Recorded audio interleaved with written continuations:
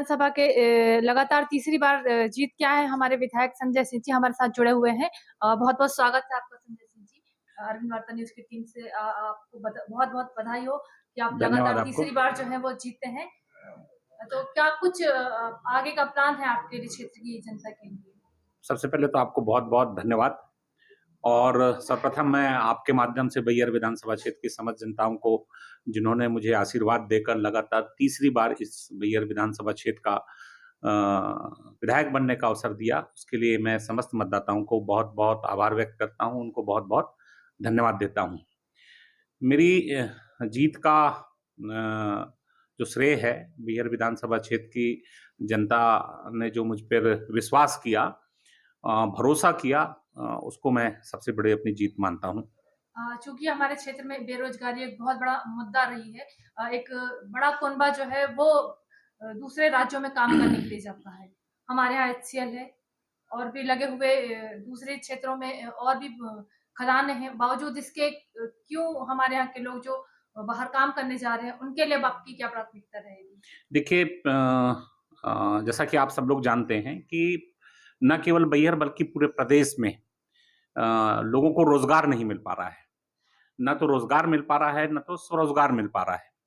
और हम सब लोगों ने इसी मुद्दे पे पूरे मध्य प्रदेश में चुनाव भी लड़ा था। लेकिन ठीक है, परिणाम जो भी आया हो, लेकिन ये मुद्दा अभी भी जैसा का तैसा बना हुआ है।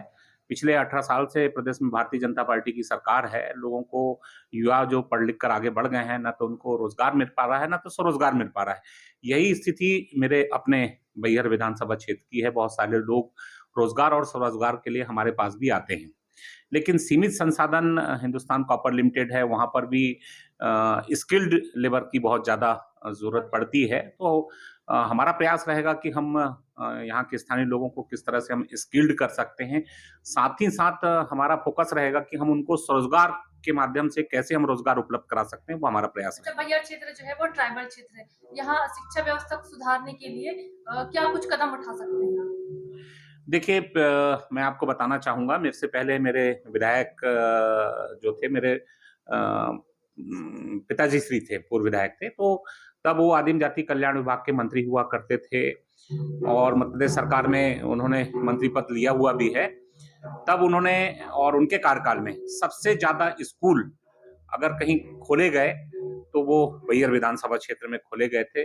चूँकि वो स्वयं भी शिक्षक थे, इसलिए उन्होंने सबसे ज़्यादा फ़ोकस बैहर विधानसभा क्षेत्र में शिक्षा के लिए किया। तो मेरा भी फ़ोकस यही है कि हम कैसे गुणवत्तापूर्ण शिक्षा दे सकते हैं, इस ओर रहेगा। अच्छा, मेरा आखिरी सवाल है स्वास्थ्य की जो समस्या है हमारे बैहर क्षेत्र में, डॉक्टर्स का नहीं होना, उचित जो संसाधनों का नहीं होना, उसके लिए अब आप क्या करेंगे अब? तीसरी बार आप चुनकर के आए हैं, तो देखिए स्वास्थ्य व्यवस्था पहले पर 2 बार से मैं विधायक रहा और दोनों बार मैं हमेशा मध्य प्रदेश की विधानसभा में डॉक्टर्स की कमी और पैरामेडिकल स्टाफ की कमी जो आदिवासी क्षेत्रों में है, उसके लिए बार-बार विधानसभा में हम आवाज़ उठाते रहे हैं। लेकिन एक ही जवाब मध्य प्रदेश सरकार द्वारा दिया जाता रहा है कि जैसे ही पीएससीसी सिलेक्शन आ जाएगा, पद पूर्ति की जाएगी। पीएससी का रोना हमेशा ये लोग करते रहे हैं, लेकिन आप सब लोग जानते हैं कि भर्तियाँ, चाहे शिक्षक की हो, चाहे डॉक्टर्स की हो, किसी भी प्रकार की भर्तियाँ मध्य प्रदेश सरकार द्वारा नहीं की जा रही है। हम लोगों का प्रयास होगा कि पुनः तीसरी बार हमको आशीर्वाद दी है, तो मध्य प्रदेश की विधानसभा में जबरदस्त तरीके से हम आवाज़ उठाएँ और यहाँ चिकित्सा सुविधा को दुरुस्त करने का काम करेंगे। Thank you.